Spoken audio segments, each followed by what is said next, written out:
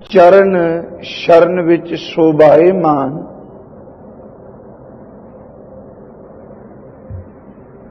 गुरु प्यारे सत संगी जनों, आप जी ने अमृत बचन कीर्तन सरवण कीता है।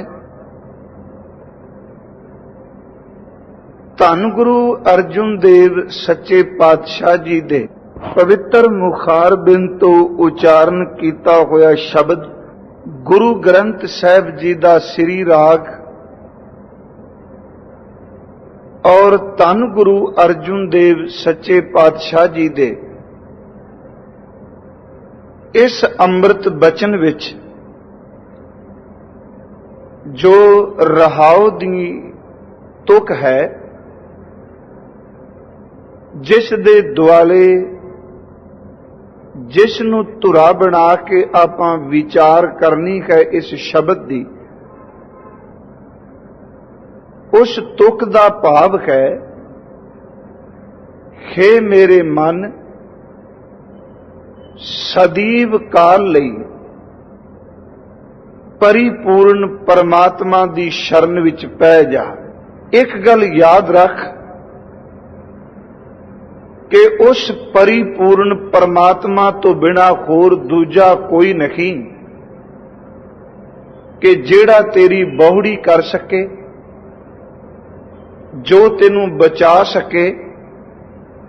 केवल एक परमात्मा दे नाम नू ध्या, उस प्रभु दे नाम नू ध्याउणा ही उस परमात्मा दी चरण शरण विच प्रवेश करना है। आओ इस अमृत बचन नू गुरु किरपा नाल आपां विचार सकीए। आप जी बख्शो आसीस। धन गुरु अर्जुन देव आप विच वरतन और पवित्र बचन दी विचार। मनुख इस संसार विच विचरदिया होया अपने जन्म तो लैके मरण तक कोई ना कोई सहारा लभदा है। जे संसार दी इस लीला नू तकीए जो प्रभु ने रची है, मनुख अपने जन्म तो ही बेआसरा है। शायद इतने सहारे दी लोड़ एक पशु दे बच्चे नू ना होवे, एक पंछी दे बच्चे नू ना होवे। इतने सहारे दी लोड़ जमीन दे उत्ते रेग के चलण वाले टेढ़ियां मेढ़ियां जूना वाले कीड़ियां नू ना होवे, पानी विच रहन वाले जीवां नू ना होवे। जितनी जन्म वेले एक इंसान दे बच्चे नू सहारे दी लोड़ है। असी देखने आ कि एक पशु जदों अपने बच्चे नू जन्म दिंदा है, भावें वो गां ही है, मझ है, कोई भी चार पाया पशु है, वो पशु अपने बच्चे नू जन्म दिंदा है ते जन्म तो कुछ घंटे बाद ही उस पशु का बच्चा अपने पैरों के उत्ते खड़ा हो जाता है। आप ये रोजमर्रा जीवन विच तकदे हो। सिर्फ बेनती है कि मना जे सहारा तेनू चाहिदा, सब तो वड्डी लोड़ भी सहारे दी बंदे नू है ते सहारा तू परमात्मा दा लै। अर्ज आरंभ कीती मनुख दा बच्चा, मनुख जन्म तो बड़े बड़े सहारे दी लोचा रखदा है। कुदरत ने कैसी खेड रची, पशु दे बच्चे दा जन्म हुंदा है ते एक घंटे दे अंदर अंदर ही उस दा बच्चा अपनियां चारां लत्तां ते खड़ा हो जांदा है। ते सच जानो केवल खड़ा ही नहीं हुंदा, यक लखत अपनी मां दे नेड़े जाके पशु दा बच्चा बिना किसे बंदे दे सहारे तो अपनी मां दा शीर ओदा दुध चुंगना शुरू कर दिंदा है। कुछ घंटे विच ओदी ये प्रक्रिया मुकम्मल हो जाती है ते कुछ दिनां तो बाद इन्नी कुछ समझ पै जाती है कि मां नूं देख के वो अपने आप ही दौड़ के रस्सा तुड़ा मां दा दुध चुंगन लग पेगा। दूसरी बेनती, एक अंडे तो पैदा होने वाला जीव पंछी दा बच्चा आंडे विचों निकलदा है।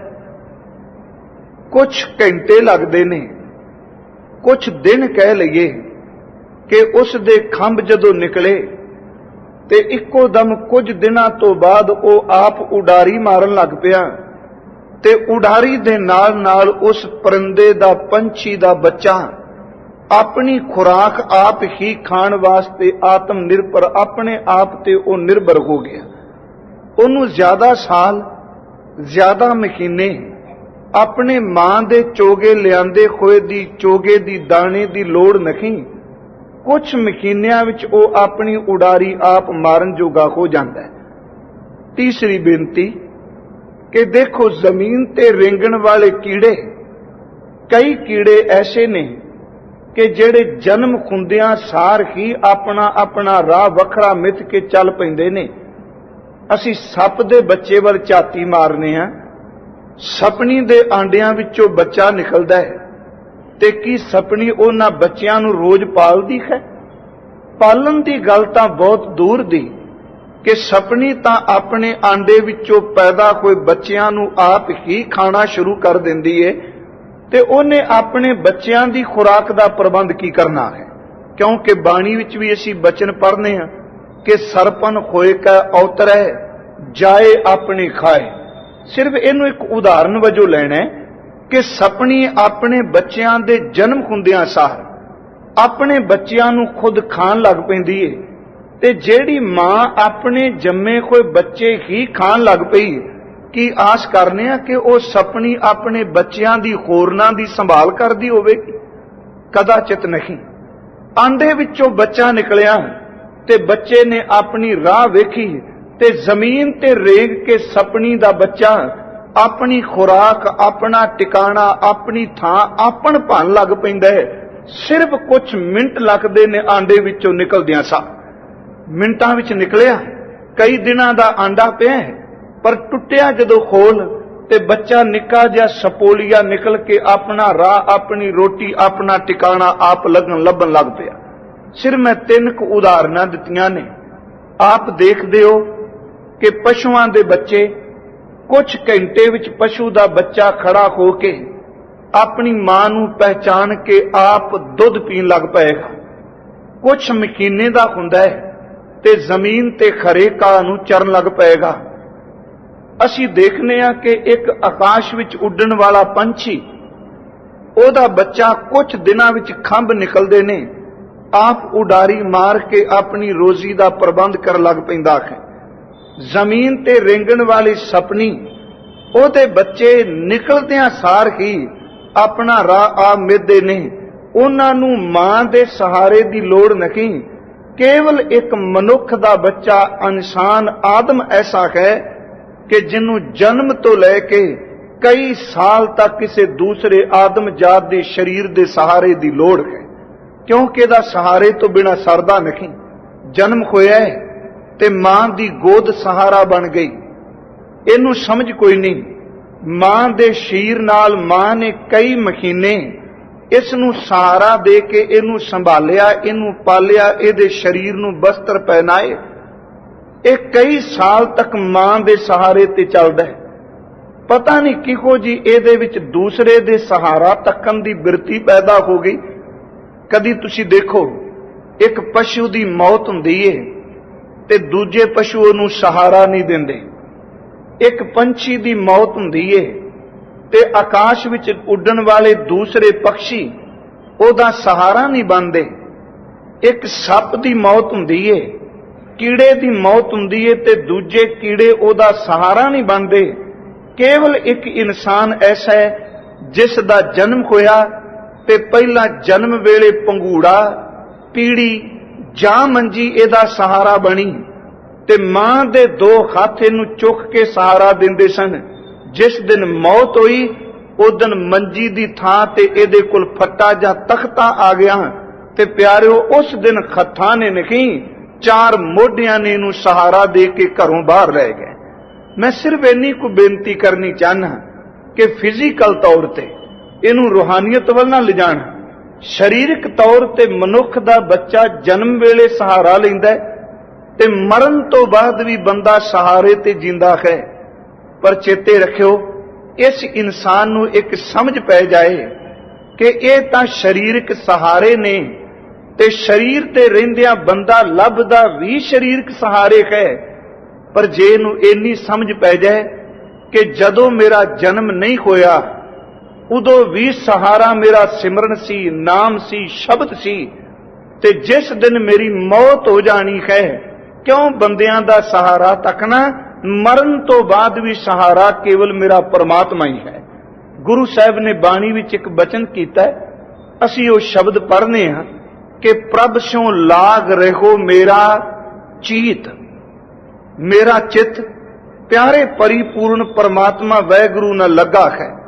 ਪ੍ਰਭ ਸਿਉ ਲਾਗ ਰਹੋ ਮੇਰਾ ਚੀਤ, ਤੇ ਅਗਲੇ ਬਚਨ ਨੇ ਆਦ ਅੰਤ ਪ੍ਰਭ ਸਦਾ ਸਹਾਈ। ਅੱਜ ਦੇ ਸ਼ਬਦ ਦਾ ਪ੍ਰਕਰਨ ਹੈ ਕਿ ਮੇਰੇ ਮਨ ਇੱਕ ਪਰਮਾਤਮਾ ਦੀ ਸ਼ਰਨ ਲੈ, ਕਿਸੇ ਹੋਰ ਦੀ ਸ਼ਰਨ ਨਹੀਂ। ਪ੍ਰਭ ਸਿਉ ਲਾਗ ਰਹੋ ਮੇਰਾ ਚੀਤ, ਆਦ ਅੰਤ ਪ੍ਰਭ ਸਦਾ ਸਹਾਈ। ਹੁਣ ਇੱਥੇ ਆਦ ਜੋ ਸ਼ਬਦ ਹੈ ਇਹ ਪਰਮਾਤਮਾ ਲਈ ਨਹੀਂ, ਕਿਉਂਕਿ ਜਿਸ ਦਾ ਆਦ ਹੈ ਉਸ ਦਾ ਅੰਤ ਜ਼ਰੂਰ ਹੋਣਾ ਹੈ। ਪਰਮਾਤਮਾ ਦਾ ਨਾ ਆਦ ਹੈ ਤੇ ਨਾ ਉਸ ਦਾ ਅੰਤ ਹੈ। ਇੱਥੇ ਆਦ ਦਾ ਅਰਥ ਹੈ ਕਿ ਜਿਸ ਦਿਨ ਇਹ ਮਨੁੱਖ ਨਿੰਮਿਆ, ਜਿਸ ਦਿਨ ਸਾਡੇ ਸਰੀਰ ਦਾ ਆਦ ਹੋਇਆ, ਇਉਂ ਕਹਿ ਲਈਏ ਕਿ ਜਿਸ ਦਿਨ ਇਸ ਜੀਵ ਆਤਮਾ ਦਾ ਆਦ, ਇਹਦਾ ਮੁੱਢ ਵੱਜਿਆ ਜਨਮ ਤੇ ਮਰਨ ਦਾ ਚੱਕਰ ਦਾ ਆਦ ਅੰਤ, ਜਿਸ ਦਿਨ ਇਸ ਦੇ ਸਰੀਰ ਦਾ ਅੰਤ ਹੋਣਾ ਹੈ। ਪ੍ਰਭ ਸਿਉ ਲਾਗ ਰਹੋ ਮੇਰਾ ਚੀਤ, ਆਦ ਅੰਤ ਪ੍ਰਭ ਸਦਾ ਸਹਾਈ। ਧਨ ਖਮਾਰਾ ਮੀਤ, ਮੇਰੇ ਆਦ ਵਿੱਚ ਵੀ ਉਹ ਸਹਾਈ ਹੈ, ਤੇ ਜਿਸ ਦਿਨ ਮੇਰੇ ਤਨ ਨੇ ਬਿਖਰਨਾ ਹੈ, ਮੇਰੇ ਅੰਤ ਵਿੱਚ ਵੀ ਉਹ ਸਹਾਈ ਹੈ। ਧੰਨ ਗੁਰੂ ਅਰਜੁਨ ਸਾਹਿਬ ਕਹਿੰਦੇ ਨੇ, ਫਿਰ ਉਹਦਾ ਸਹਾਰਾ ਲੱਭ ਜਿਹੜਾ ਨੇ ਇਹਨਾਂ ਮੱਧ ਵਾਲਿਆਂ ਦਾ, ਉਹ ਆਰ ਤੇ ਪਾਰ ਨਹੀਂ ਲਾਂਦੇ, ਮੱਧ ਵਿੱਚ ਮਿਲੇ ਕੋਈ ਮੱਧ ਵਿੱਚ ਹੀ ਖਤਮ ਹੋ ਜਾਂਦੇ। ਉਹਦਾ ਸਹਾਰਾ ਲੈ ਮੱਧ ਵਿੱਚ ਵੀ, ਜਿਹੜਾ ਆਦ ਵਿੱਚ ਵੀ ਸੀ ਤੇ ਅੰਤ ਵਿੱਚ ਵੀ ਸੀ। ਦੂਸਰਾ ਪ੍ਰਮਾਣ ਸਾਹਿਬ ਗੁਰੂ ਕਲਗੀਧਰ ਜੀ ਦੇ ਬਚਨ ਆਪ ਪੜ੍ਹਦੇ। ਜੇ ਗੁਰੂ ਅਰਜੁਨ ਸਾਹਿਬ ਮਿਹਰ ਕਰਦੇ ਨੇ, ਪ੍ਰਭ ਸਿਉ ਲਾਗ ਰਹੋ ਮੇਰਾ ਚੀਤ, ਆਦ ਅੰਤ ਪ੍ਰਭ ਸਦਾ ਸਹਾਈ। ਧਨ ਖਮਾਰਾ ਮੀਤ, ਤੇ ਗੁਰੂ ਕਲਗੀਧਰ ਬਚਨ ਕਰਦੇ ਨੇ, ਆਦ ਅੰਤ ਏਕੈ ਅਵਤਾਰਾ, ਸੋਈ ਗੁਰੂ ਸਮਝਿਓ ਹਮਾਰਾ। ਜਿਹੜਾ ਆਦ ਵਿੱਚ ਤੇ ਅੰਤ ਵਿੱਚ ਮੈਨੂੰ ਬਚਾਉਣ ਵਾਲਾ, ਸਹਾਰਾ ਦੇਣ ਵਾਲਾ ਹੈ, ਉਹੀ ਪਰਿਪੂਰਨ ਪਰਮਾਤਮਾ ਵਾਹਿਗੁਰੂ ਮੇਰੇ ਅੰਗ ਸੰਗ ਹੈ। ਹੁਣ ਸਤਿਗੁਰੂ ਗੁਰੂ ਗ੍ਰੰਥ ਸਾਹਿਬ ਜੀ ਦੇ ਸੀ ਬਚਨ ਪੜ੍ਹਨੇ ਕਿ ਮਨ ਪਰਮਾਤਮਾ ਦੀ ਸ਼ਰਨ ਵਿੱਚ ਰਹਿ, ਪ੍ਰਭੂ ਦੀ ਸ਼ਰਨ ਵਿੱਚ ਰਹਿ। ਤੇ ਦੇਖੋ, ਜੇ ਅਸੀਂ ਉਸ ਪਰਿਪੂਰਨ ਪਰਮਾਤਮਾ ਦੀ ਬਖਸ਼ੀਸ਼ ਦੇਖਣੀ ਹੋਵੇ, ਉਹਦੀ ਕੋਈ ਮਜਬੂਰੀ ਨਹੀਂ ਸਹਾਰਾ ਦੇਣਾ। ਕਈ ਵਾਰੀ ਅਸੀਂ ਕਹਾਂਗੇ ਵੀ ਚਿੱਤ ਨਹੀਂ ਸੀ ਕਰਦਾ ਇਸ ਬੰਦੇ ਦੀ ਮਦਦ ਕਰਨ ਨੂੰ, ਮਨ ਵਿੱਚ ਮਜਬੂਰੀ ਕਰਕੇ ਮੈਨੂੰ ਇਹਦੇ ਨਾਲ ਖਲੋਣਾ ਪਿਆ। ਗੁਰਮਖੋ, ਇਨਸਾਨ ਕਿਸੇ ਦੀ ਮਦਦ ਕਰਦਾ ਹੈ ਤੇ ਕਹਿੰਦਾ ਮੇਰਾ ਚਿੱਤ ਨਹੀਂ ਮੰਨਦਾ, ਮੈਂ ਮਜਬੂਰੀ ਕਰਕੇ ਇਹਦੇ ਨਾਲ ਖਲੋਤਾ। ਪਰ ਗੁਰੂ ਨਾਨਕ ਸਾਹਿਬ ਕਹਿੰਦੇ ਨੇ, ਮੇਰੇ ਪਰਿਪੂਰਨ ਪਰਮਾਤਮਾ ਵੱਲ ਝਾਤੀ ਮਾਰੋ, ਉਹ ਕਦੀ ਵੀ ਮਜਬੂਰੀ ਕਰਕੇ ਨਹੀਂ, ਉਹ ਜਿੱਦਨ ਵੀ ਸ਼ਰਨ ਪਿਆਂ ਦੀ ਲਾਜ ਰੱਖਦਾ ਤੇ ਚਾਹ ਤੇ ਉਮਾ ਨਾ ਰੱਖਦਾ ਹੈ। ਫਿਰ ਬੇਨਤੀ ਮੇਰੀ ਸਮਝੋ ਇਹਨਾਂ 2 ਸ਼ਬਦਾਂ ਨੂੰ। ਪਰਮਾਤਮਾ ਮਜਬੂਰੀ ਨਹੀਂ ਉਹਦੀ ਕਿ ਸ਼ਰਨ ਪਿਆਂ ਦੀ ਰੱਖੇ। ਜਦੋਂ ਕੋਈ ਸ਼ਰਨ ਵਿੱਚ ਪੈਂਦਾ ਉਹ ਮਜਬੂਰ ਹੋ ਕੇ ਨਹੀਂ, ਉਹ ਚਾਹ ਤੇ ਉਮਾ ਵਿੱਚ ਆ ਕੇ ਆਪਣਿਆਂ ਦੀ ਲਾਜ ਰੱਖਦਾ ਹੈ। ਉਹਦੀ ਸ਼ਰਨ ਕੋਈ ਤੱਕੇ ਸਹੀ। ਹਜ਼ੂਰ ਗੁਰੂ ਨਾਨਕ ਸਾਹਿਬ ਜੀ ਦਾ ਬਚਨ ਅਸੀਂ ਪੜ੍ਹਨੇ। ਆਸਾ ਕੀ ਵਾਰ ਦੀ ਪਹਿਲੀ ਹੀ ਪੌੜੀ ਹੈ। ਥੋੜਾ ਜਿਹਾ ਮੈਂ ਇਹਨੂੰ ਬਾਹਰ ਯਤਨ ਕੀਤਾ, ਹੋਰ ਇਹਨੂੰ ਘੋਖਿਆ ਜਾਏ ਕਿ ਗੁਰੂ ਨਾਨਕ ਸਾਹਿਬ ਜੀ ਨੇ ਕਿਤਨੀ ਕੁ ਕਿਰਪਾਲਤਾ ਕੀਤੀ। उस विच हजूर ने तकरीबन 5 बचन कीते ने। मैं तकरीबन तां शब्द वरतिया क्योंकि पौड़ी आगाध बोध है अंत नहीं। ਉਹਦੇ ਵਿੱਚ ਪਹਿਲੀ ਕਿਰਪਾ ਤਾਂ ਉਹਨਾਂ ਇਹ ਕੀਤੀ, ਹਜ਼ੂਰ ਕਹਿੰਦੇ ਨੇ ਉਹਦੀ ਸ਼ਰਨ ਵਿੱਚ ਪੈ, ਪਹਿਲਾਂ ਉਹਦਾ ਭਰੋਸਾ ਕਰੀ। ਉਹ ਰਚਨਾ ਬਾਅਦ ਵਿੱਚ ਕਰਨ ਵਾਲਾ ਹੈ, ਤੇ ਰਚਨਾ ਉਹਨੇ ਮਜਬੂਰੀ ਵਿੱਚ ਨਹੀਂ ਕੀਤੀ। ਉਹਨੇ ਸੰਸਾਰ ਜਾਂ ਸ੍ਰਿਸ਼ਟੀ ਕਿਸੇ ਦੇ ਦਬਾਅ ਥੱਲੇ ਆ ਕੇ ਨਹੀਂ ਬਣਾਈ। ਉਹਦੇ ਆਪਣੇ ਮਨ ਦੇ ਵਿੱਚ ਇੱਕ ਚਾਹ ਆਇਆ ਤੇ ਉਹਨੇ ਸ੍ਰਿਸ਼ਟੀ ਬਣਾਉਣ ਦਾ ਫੁਰਨਾ ਬਣਾਇਆ। पर याद रख के उन्हें बनाने दे फुरने तो पहला पालन दे फुरने पैदा किए, बनाया उन्हें बाद विच। किदी शरण विच आपां पईए जिन्हों अज धन गुरु अर्जुन साहब कहंदे ने कि मेरे मन हे मेरे मना उस परमात्मा दी शरण विच पाओ। मेरे मन प्रभ शरणाई पाए। सिर मैं बेनती करनी चाहना, वो प्रभु कैसा है जिदी शरण विच असीं पैना है। हजूर ने क्या देखो ਉਹਦੇ मन च चाह आया, मैं तरह तरह की सृष्टि रचनी है, मैं तरह तरह के जीव रचने ने, मैं अनेका रंगां ते भांतां दी जीव जंत पैदा करने ने। पर नाल ये भी मन च आ गया, मन शब्द मैं वरत रहा पर परमेश्वर लई मन शब्द भी कोई नहीं, क्योंकि जदों रब मिलदा उदों तां मन मर जांदा, जिहड़ा साडा मर जांदा है ਉਹਦੇ ਕਿਹੜੇ मन की गल। पर समझाण लई शब्द ने। ख्याल आया कि मैं तरह तरह की रंगी रंगी भांति करके सृष्टि रचनी है। फिर आया कि रचन तो पहला मैं उन्हां दा रिजक दाता बन के उन्हां दी रोजी का प्रबंध करा। परमात्मा सुधा प्रेम है प्यारिओ, ओदी कोई मजबूरी नहीं, कोई लाचारगी नहीं, कोई उन्हों बंदिश नहीं। सुधा चाह ते प्रेम है। मन चाया मैं कर दियां, पर कहन लगे करन वाले नूं करता कहंदे ने। करते तो पहला मैं दाता क्यों ना बन जावां, जिन्हां नूं करना इन्हां दी रोटी दा रोजी दा इन्हां दे रिजक दा प्रबंध पहला करा। धन गुरु नानक साहब ने बड़े प्यारे बचन कहे, आप रोज पढ़ते सुनते हो अमृत वेले कि आपी ने आप साजियो। परमात्मा ने अपने आप नूं आप साजिया। हुण इत्थे एक ख्याल आउंदा है, इहदा मतलब कि साजन तो पहला वो नहीं सी। आपी ने आप साजियो, आपी ने रचियो नाओ, आपी ने आप साजियो। हुण साजियो दा अर्थ की है कि की उस तो पहला नहीं सी। साजन दा अर्थ ये नहीं समझना कि जिवें मन लो कि जमीन पई है बिल्कुल खुली है, हुण उत्थे किसे आके अपना घर बनाया ते आपां लिख दियांगे कि ये बिल्डिंग ये इमारत इन्ने साल पहला बनाई गई साजी गई। पर याद रखियो जिस साल वो बनाई गई उस तो पहला वो नहीं सी। आपी ने आप साजियो दा अर्थ ये नहीं कि जिस दिन उन्हें अपने आप नूं साजिया उस तो पहला वो है ही नहीं सी। फिर इस शब्द नूं थोड़ा जिहा डूंगा बरीकी नाल लतीफ अकल नाल आपां समझिए मेरी इस बेनती नूं। मान लो मैं उदाहरण दिती, एक इमारत बनी, पहला कली थां सी, खुला पुलाड़ सी, मैदान सी, वो बनी। उस तो पहला उत्थे कुछ भी नहीं। किसी बंदे ने कोई मशीन तैयार की, मशीन का उन्हें मॉडल लख दिता भी इस सन विच बनाई गई, उस तो पहला वो नहीं। कोई किसी इंसान ने चीज बनाई, घर बनाया, मशीन बनाई, गड्डी बनाई, मोटर बनाई, बर्तन बनाए, उन्हें लिख दिता भी इस साल तो ये शुरू हुए, उस तो पहला नहीं। जदों वो साजे गए उस तो पहला उन्हां दी कोई होंद नहीं। पर प्यारिओ परमात्मा इस तरह नहीं अपने आप नूं साजिया कि ओदी पहला होंद नहीं, वो पहला भी सी पर ओदे मन च ख्याल आया पहला नहीं सी। ये शब्द नहीं कहांगे, पहला सी, निर्गुण सी, निराकार सी, पर जदों फुरना आया उन्हें अपने आप नूं साकार कर लिया। पर साकार दा मतलब ये नहीं कि इस तो पहला परमात्मा है ही नहीं सी। उन्हें अपने आप नूं अपनी मौज विच साकार कीता, पहला भी ओदी सत्या है। आपी ने आप साजियो, साजन तो बाद उन्हें रचना करनी सी। देखो ये 3 शब्द चेते रखियो, पहला साजे, दूजा नाउ है, ते तीसरा फिर शब्द कुदरत ते भावें उत्थे दुई कुदरत क्या है। आपी ने आप साजियो, आपी ने रचियो नाओ, दुई कुदरत साजिए कर आसन डिठो चाहो मना एदी शरण विच पै जिन्हां अपने आप नूं साजन वाला ते साजन तो बाद आप ही ने रचियो नाओ। हुण इत्थे फिर मेरी बेनती थोड़ा जिहा समझियो, जदों दुई शब्द हुंदा है ना, इत्थे दुई दा अर्थ द्वैश ना करियो, इत्थे दुई दा अर्थ द्वैख नहीं करना, क्योंकि जे असीं द्वैश हमेशा उत्थे हुंदी है जिथे नाम ना होवे। नाम की अणखोंद दा नाम द्वैश है।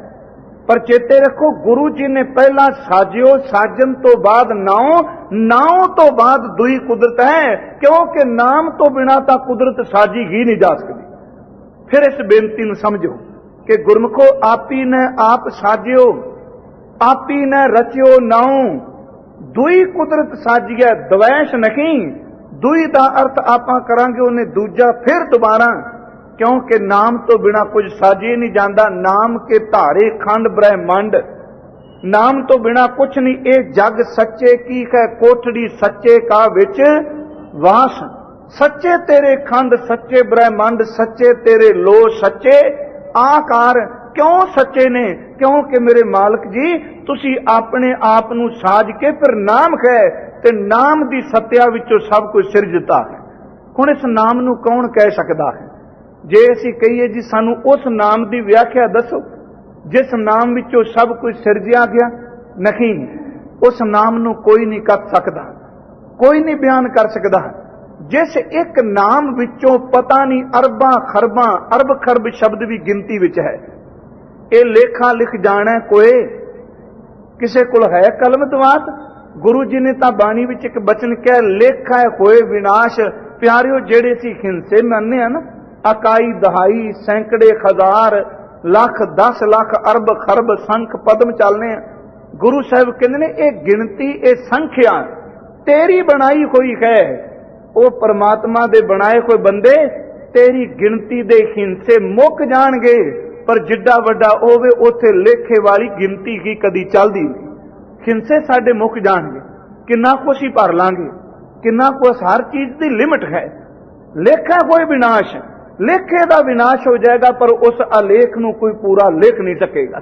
गुरु जी के बचनों में लाइए, ओदी शरण विच पईए। मैं जिदे बारे बेनती करनी चाहना, वो किन्ना को कृपालु है, किन्ना प्रेम का वो मुजस्मा है।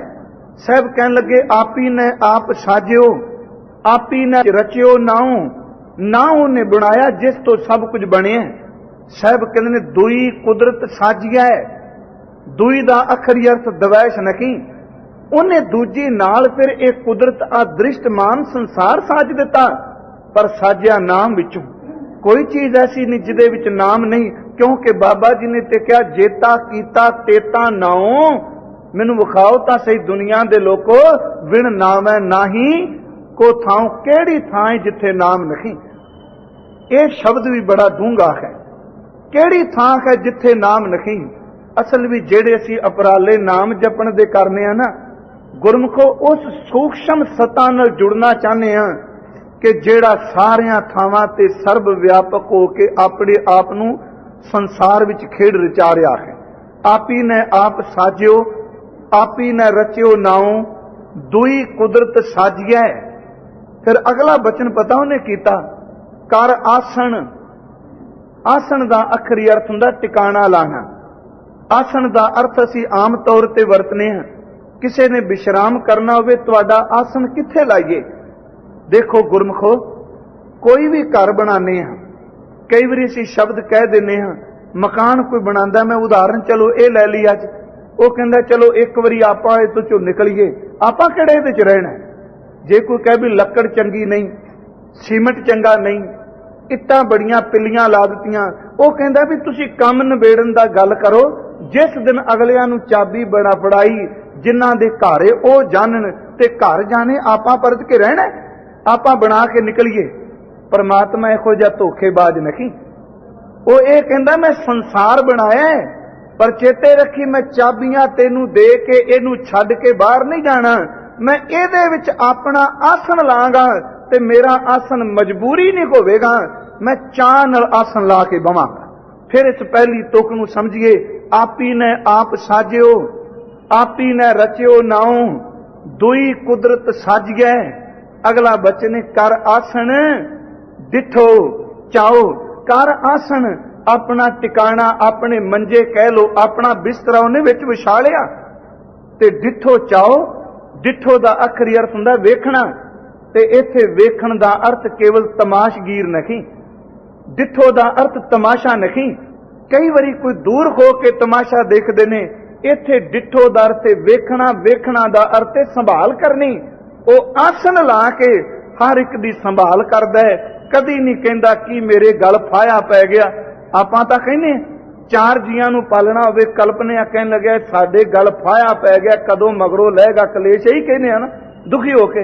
रब कदी नहीं कहंदा मेरे गल फाया पिया। वो बिस्तरा ला के बैठा है, आसन जमा के बैठा है, ते जदों वेखदा ते वेखदा चाह नाल, मजबूरी नाल नहीं। मना फिर ओदी शरण विच पै, जिहड़ा आसन ला के चाह नाल देखदा है। आपी ने आप साजियो, आपी ने रचियो नाओ, दुई कुदरत साजिए। कर आसन डिठो चाओ। अगला बचन है दाता करता आप तू। कैसे भावना वाले शब्द, क्योंकि बड़ी बारी मैं पौड़ी पढ़ी पर मैनू बाहर इहदे विचों झलक मिलदी है। नहीं मना देख इस पौड़ी नूं टेक टेक के विचार। परमात्मा तेरा पिता प्रेम कै, सुधा प्रेम कै, दाता। उन्हें सब तो पहला करता नहीं बनिया, वो दाता बनिया। दाता ही है ना। असी देखने हैं कि वही शरीर कई साल विचरदा है। परमात्मा ने शरीर दे अंग भी दिते ने, पर जिस दिन उधरे माहे निवास हुंदा है ते परमात्मा जन्म तो पहला उस शरीर दे अंगां विच अमृत वर्गा दुध पैदा कर दिंदा है। बाबा जी ने बाणी विच भी कहा दाता, सुधा प्रेम पहला दाता है, करता ते फिर करन वाला है। दाता करता आप तू। फिर अगला बचन फिर पढ़ो, तुस देवै। तुस दा आखरी अर्थ हुंदा त्रुठना, खुश होना, प्रसन्न होना। तुस देवै करें पसाओ। पसाओ दा आखरी अर्थ भावें पसारा है, पर गुरमुख प्यारे भाई वीर सिंह पसाओ दा अर्थ करदे ने प्रसाद। कहने त्रुठ के प्रसाद दिंदा है। ठीक है, उन्होंने पसाओ दा अर्थ पसारा जदों कीते, क्योंकि कमाई वाले ने, सिमरन वाले ने। मैनू उहदे उस वेले ख्याल च आया कि प्रसाद जिदन भी मिलता है उदन किरपालता ते त्रुटता विचों मिलता है।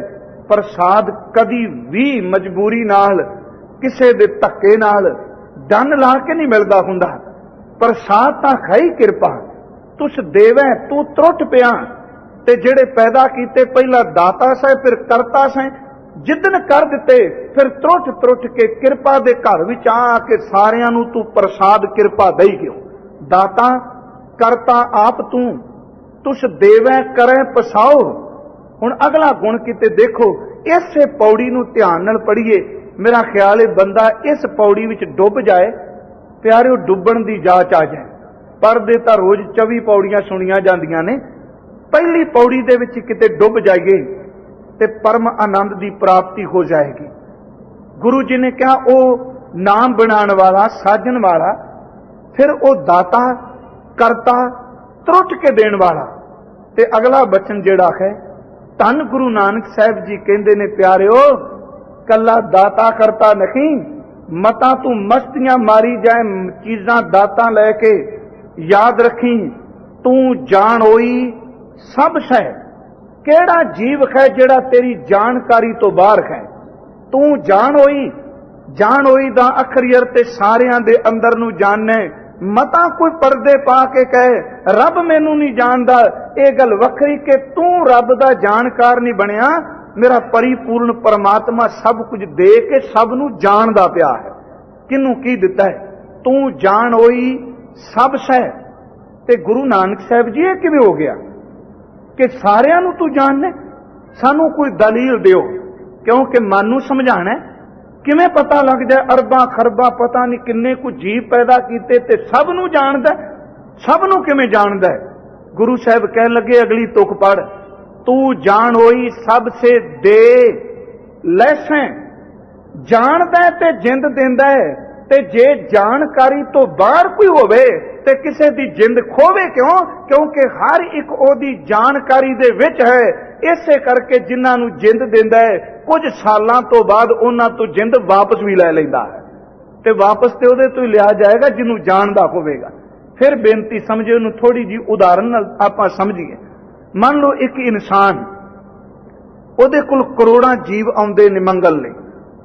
ਇਨਸਾਨ ਮੈਂ ਸ਼ਬਦ ਵਰਤੇ ਹੈ, ਉਹ ਦਈ ਜਾਂਦਾ ਹੈ ਤੇ ਪਰਤ ਕੇ ਕਹੀਏ ਤੂੰ ਫਲਾਣੇ ਨੂੰ ਇਹ ਚੀਜ਼ ਦਿੱਤੀ, ਤੇ ਅਕਸਰ ਸੁਣਿਆ ਜਾਂਦਾ ਹੈ, ਦੇਖੋ ਜੀ ਇੱਥੇ ਕੋਈ ਇੱਕ ਆਉਂਦਾ, ਹਜ਼ਾਰਾਂ ਰੋਜ਼ ਆਉਂਦੇ ਨੇ, ਪਤਾ ਨਹੀਂ ਆਇਆ ਕੌਣ ਹੈ। ਉਹਨਾਂ ਵਿੱਚੋਂ ਦੇਣ ਵਾਲਾ ਜ਼ਰੂਰ ਹੈ, ਪਰ ਜਿੰਨਿਆਂ ਨੂੰ ਦਿੱਤਾ ਗਿਆ ਸਾਰਿਆਂ ਨੂੰ ਜਾਣਦਾ ਨਹੀਂ, ਦਿੰਦਾ ਸਭ ਨੂੰ ਪਿਆ ਹੈ।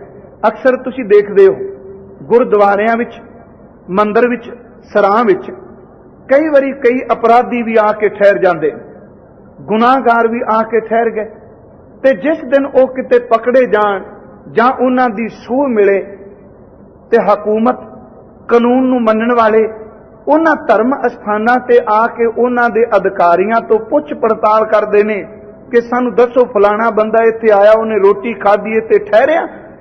ਤੇ ਅਸੀਂ ਕਈ ਵਾਰੀ ਸ਼ਬਦ ਕਹਿ ਦਿੰਦੇ ਆ ਵੀ ਬੜੇ ਆਉਂਦੇ ਨੇ, ਬੜੇ ਠਹਿਰਦੇ ਨੇ, ਪਰ ਸਾਰਿਆਂ ਦੀ ਜਾਣਕਾਰੀ ਨਹੀਂ। ਹਾਲਾਂਕਿ ਲੰਗਰ ਵਰਤਾਉਣ ਵਾਲੇ ਨੂੰ ਵੀ ਸ਼ਾਇਦ ਪਤਾ ਨਹੀਂ ਹੋਵੇਗਾ ਅੱਜ ਮੈਂ ਕਿਹੜੇ ਕਿਹੜੇ ਬੰਦਿਆਂ ਨੂੰ ਰੋਟੀ ਦਿੱਤੀ, ਲੰਗਰ ਛਕਾਇਆ। ਪਰਮਾਤਮਾ ਐਸਾ ਨਹੀਂ। ਗੁਰੂ ਸਾਹਿਬ ਕਹਿੰਦੇ ਨੇ ਜਿਸ ਕਿਸੇ ਨੂੰ ਉਹਨੇ ਦਾਤ ਦਿੱਤੀ ਹਰ ਇੱਕ ਦੀ ਜਾਣਕਾਰੀ ਆਪਣੇ ਕੋਲ ਰੱਖੀ। ਜੇ ਜਾਣਕਾਰੀ ਨਾ ਹੋਵੇ ਤੇ ਬੰਦੇ ਮਰਨ ਕਿਉਂ? ਕਿਉਂਕਿ ਪਰਮਾਤਮਾ ਏਡਾ ਵੱਡਾ ਜਾਣ ਹੋਈ ਹੈ ਕਿ ਜਿਨ੍ਹਾਂ ਨੂੰ ਦਾਤ ਦਿੰਦਾ ਹੈ ਤੇ ਆਪਣੀ ਜਾਣਕਾਰੀ ਵਿੱਚ ਰੱਖ ਕੇ ਉਹਨਾਂ ਤੋਂ ਦਾਤ ਵਾਪਸ ਵੀ ਲੈ ਲੈਂਦਾ ਹੈ। ਉਹ ਜਾਣਕਾਰ ਵੀ ਹੈ। ਸਾਹਿਬ ਦੇ ਬਚਨ ਨੇ, ਦਾਤਾ ਕਰਤਾ ਆਪ ਤੂੰ, ਤੁਸ ਦੇਵੈ ਕਰੈ ਪਸਾਓ, ਕਿਤੇ ਆਪ ਉਧਰਾ ਨਾ ਹੋ ਜੀ ਬੰਦਿਆ। ਯਾਦ ਰੱਖੀ ਪਰਮਾਤਮਾ ਤੂੰ ਜਾਣ ਹੋਈ ਸਭ ਸ਼ੈ, ਸਾਰਿਆਂ ਦੇ ਅੰਦਰ ਨੂੰ ਜਾਣਨਾ। ਪਿਆਰਿਓ, ਸਾਡਾ ਤਾਂ ਜਿਸਮ ਹੀ 3.5 ਮਣ ਹੈ, ਕਿੰਨਾ ਵੱਡਾ ਸਰੀਰ ਹੈ। ਗੁਰੂ ਸਾਹਿਬ ਨੇ ਤਾਂ ਬਾਣੀ ਵਿੱਚ ਮਿਹਰ ਕੀਤੀ, ਕਹਿੰਦੇ ਨੇ ਇੱਕ ਹੁੰਦਾ ਦਾਣਾ, ਕੀੜਾ। ਕਈ ਕੀੜੇ ਐਸੇ ਨੇ ਜਿਹੜੇ ਖੁਰਦਬੀਨ ਤੋਂ ਬਿਨਾਂ ਦਿਸਦੇ ਨੇ, ਸੂਖਸ਼ਮਦਰਸ਼ੀ ਜਿਹਨੂੰ ਕਹਿ ਲਈਏ। ਕਈ ਐਸੇ ਨਿੱਕੇ ਨਿੱਕੇ ਕੀਟਾਣੂ ਨੇ ਕਿ ਜਿਹੜੇ ਸਾਡੇ ਸਾਹਮਣੇ ਹਨ ਪਰ ਇਹਨਾਂ ਨੰਗੀਆਂ ਅੱਖਾਂ ਨੂੰ ਦਿਸਦੇ ਨੇ। ਤੇ ਕਈ ਵਾਰੀ ਤੁਸੀਂ ਦੇਖਦੇ ਹੋ ਖੁਰਦਬੀਨ ਨਾਲ, ਸੂਖਸ਼ਮ ਜੀਵਾਂ ਨੂੰ ਦੇਖਣ ਵਾਲੇ ਯੰਤਰ ਨਾਲ ਜਦੋਂ ਅੱਖ ਨਾਲ ਦੇਖਦੇ ਆ ਤੇ ਕੁਰਬਲ ਕੁਰਬਲ ਕਰਦੇ, ਪਤਾ ਨਹੀਂ ਕਿੰਨੇ ਕੁ ਕੀੜੇ ਜਿਹੜੇ ਨੇ ਨਜ਼ਰ ਆਉਂਦੇ। ਧੰਨ ਗੁਰੂ ਨਾਨਕ ਸਾਹਿਬ ਕਹਿੰਦੇ ਨੇ, ਐ ਇਨਸਾਨ, ਇੱਕ ਕੀੜਾ ਦਾਣੇ ਵਿੱਚ ਰਹਿੰਦਾ ਹੈ, ਹਾਲਾਂ ਸਾਨੂੰ ਦਿਸਦਾ ਨਹੀਂ। ਜਿਹੜਾ ਅਸੀਂ ਅੰਨ ਖਾਂਦੇ ਆ, ਕੀ ਇਹਦੇ ਵਿੱਚ ਜੀਵ ਨਹੀਂ? ਜੇ ਉਹ ਜੀਵ ਖੈਨ ਤਾਂ ਇਸ ਅੰਦਰ ਵਾਲੇ ਜੀਵ ਨੂੰ ਤਾਕਤ ਮਿਲਦੀ ਏ। ਮਤ ਸਮਝੀ ਕਿ ਇਸ ਭੀੜ ਵਿੱਚ ਪਰਮਾਤਮਾ ਮੈਨੂੰ ਜਾਣਦਾ ਹੀ ਨਹੀਂ। ਉਹ ਪਰਮਾਤਮਾ ਤਾਂ ਉਹਨਾਂ ਕੀੜਿਆਂ ਨੂੰ ਵੀ ਜਾਣਦਾ ਜਿਹੜੇ ਅੱਖਾਂ ਨਾਲ ਨਹੀਂ ਦਿਸਦੇ। ਤੇਰਾ ਤਾਂ ਜੁੱਸਾ ਇੰਨਾ ਵੱਡਾ, ਪਰਮਾਤਮਾ ਦੀ ਨਜ਼ਰ ਤੋਂ ਕਿਵੇਂ ਤੂੰ ਬਚ ਸਕੇਗਾ? ਸਾਹਿਬ ਨੇ ਕਿਹਾ, ਖਸਮੈ ਨਦਰੀ ਕੀੜਾ ਆਵੇ, ਜੇਤੇ ਚੁਗੈ ਦਾਣੇ। ਗੁਰੂ ਸਾਹਿਬ ਨੇ ਕਿਹਾ, ਚਿੱਤੈ ਅੰਦਰ ਸਭ ਕੋ, ਤੂੰ ਜਾਣ ਹੋਈ ਸਭ ਸ਼ੈ। ਚਿੱਤੈ ਅੰਦਰ ਸਭ ਕੋ, ਕੋਈ ਐਸਾ ਨਹੀਂ ਜਿਹੜਾ ਉਹਦੇ ਚਿਤਵਨ ਤੋਂ ਦੀ ਜਾਣਕਾਰੀ ਤੋਂ ਬਾਹਰ ਹੋਵੇ। ਤੂੰ ਜਾਣ ਹੋਈ ਸਭ ਸ਼ੈ ਦੇ, ਪਹਿਲਾਂ ਤੂੰ ਜਾਣਕਾਰ ਹੈ। ਪਤਾ ਨਹੀਂ ਕਿੰਨੀਆਂ ਕੁ ਜਿੰਦਾ ਰੋਜ਼ ਵੱਖ-ਵੱਖ ਸ਼ਰੀਰਾਂ ਨੂੰ ਦੇਈ ਜਾਂਦਾ। ਰੋਜ਼ ਦੀ ਗੱਲ ਤਾਂ ਛੱਡੋ, ਇੱਕ ਸਕਿੰਟ ਵਿੱਚ, ਇੱਕ ਮਿੰਟ ਵਿੱਚ ਪਤਾ ਨਹੀਂ ਕਿੰਨਿਆਂ ਨੂੰ ਰੋਜ਼ ਦਿੰਦਾ ਹੈ। ਏਡਾ ਵੱਡਾ ਲੇਖਾ ਉਹਦਾ ਕਿ ਇੱਕੋ ਦਮ ਦਿੰਦਾ ਹੈ ਤੇ ਕਈਆਂ ਦੇ ਸ਼ਰੀਰਾਂ ਵਿੱਚੋਂ ਜਿੰਦਾ ਖੋਈ ਜਾਂਦਾ ਹੈ। ਤੂੰ ਜਾਣ ਹੋਈ ਸਭ ਸ਼ੈ ਦੇ ਲੈਸੈਂ, ਪਹਿਲਾਂ ਦੇਣਾ ਫਿਰ ਲੈ ਲੈਣਾ। ਦੇ ਲੈਸੈਂ ਜਿੰਦ ਕਵਾਓ। ਬਾਬਾ ਜੀ ਕਹਿੰਦੇ ਨੇ, ਕਰ ਆਸਣ ਡਿੱਠੋ ਚਾਓ। ਇੰਨਾ ਕੁਝ ਬਣਾ ਕੇ ਸਮੇਟ ਕੇ ਫਿਰ ਵੀ ਉਹਦੀ ਮਜਬੂਰੀ ਨਹੀਂ। ਉਹ ਆਪਣੇ ਆਸਣ ਜਮਾ ਕੇ ਚਾਹ ਦੇ ਨਾਲ ਸਭ ਕੁਝ ਦੇਖਦਾ ਹੈ। ਜਿਹੜਾ ਪਰਮਾਤਮਾ ਇੰਨਾ ਵੱਡਾ ਹੈ ਤੇ ਫਿਰ ਮਨਾ, ਤੂੰ ਉਹਦੀ ਸ਼ਰਨ ਵਿੱਚ ਪੈ ਕੇ ਉਹਨੂੰ ਧਿਆਨ, ਉਹਨੂੰ ਜਪ, ਉਹਨੂੰ ਸਿਮਰ, ਕਿਉਂਕਿ ਉਦੋਂ ਵੱਡਾ ਹੋਰ ਸ਼ਰਨ ਪਾਲਕ ਨਹੀਂ।